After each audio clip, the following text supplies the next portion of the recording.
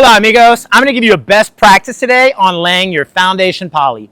And I'm going to tell you how to finish out the sides of your foundation in the coolest, most efficient manner. So here goes. Foundation poly, guys. Number one, you want to use a super thick poly. This is barrier back. It's a good 20 mils plus. And this is going to last as long as the lifespan of this home, which is going to be well over 100 years. Now, these are pads, and typically poly goes on top of the pads. But the mistake a lot of builders out there make, right, is they do not maintain the continuity of the poly within the beams. And that's because a lot of structural engineers really don't know the best practice here, and they propose a concrete to ground connection. They feel like that is going to be stronger, and there's something about that concrete to ground connection they just really get caught up in and lose sight of the capillary break. So this is a capillary break.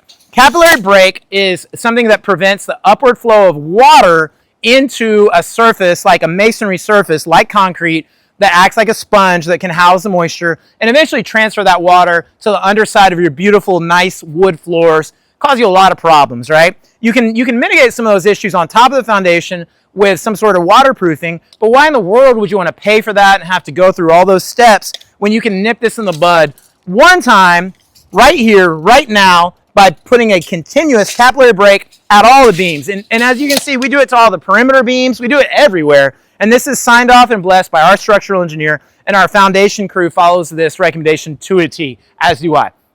Now let's talk how you get the coolest aesthetic on the sides of your foundation, right? The side elevations. So a lot of times when people do this detail, they make the mistake, and I'm talking about the continuous poly, they make the mistake of running the poly, and this is just kind of naturally what the foundation crews do. They'll run that poly to the top of the forms.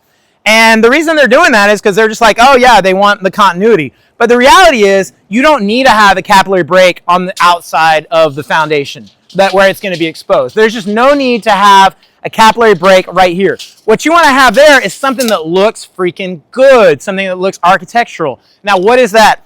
Board form concrete.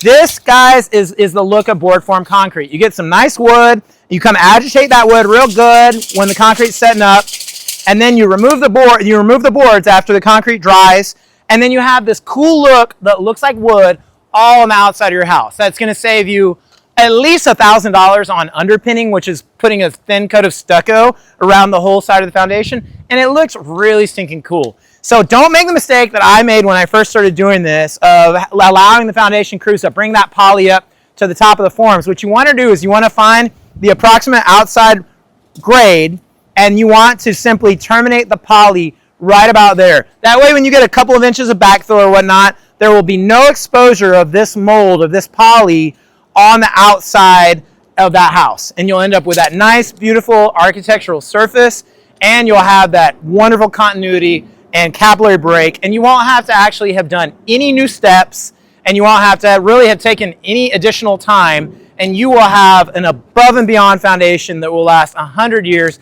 and look freaking incredible. Hope that helps. Adios, amigos.